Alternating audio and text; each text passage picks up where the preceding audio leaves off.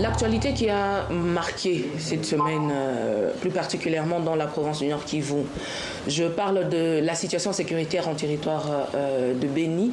Nous savons tous, plus d'une cinquantaine de personnes ont été tuées à l'arme blanche par les rebelles de l'EDF dans cette partie de la province du Nord Kivu. Cela a conduit à un soulèvement populaire assez énorme de la population qui est descendue dans les rues pour dire non à cet énième massacre. Nous avons remarqué les étudiants à Goma qui ont décidé de boycotter les cours jusqu'à ce que la situation sécuritaire à Béni se stabilise. Ce sont les mouvements citoyens, c'est la population, c'est les femmes.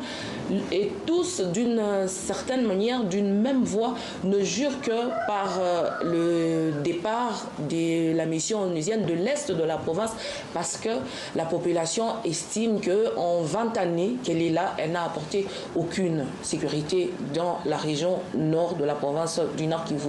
La personnalité qui m'a positivement marqué, j'insiste sur le terme positif, marqué cette semaine, c'est le gouverneur de la province du Nord Kivu, Carline Zanzo Kasivita.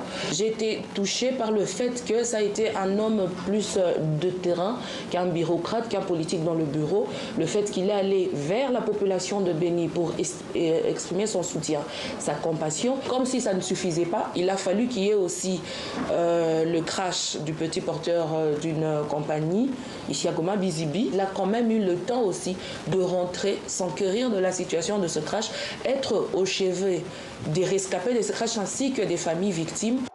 L'actualité sur laquelle la rédaction de Hope Channel va s'atteler la semaine qui est en train de venir, il a été décidé finalement d'installer un état-major à Béni par rapport à cette situation sécuritaire. Ils y sont, je crois, depuis la journée de jeudi.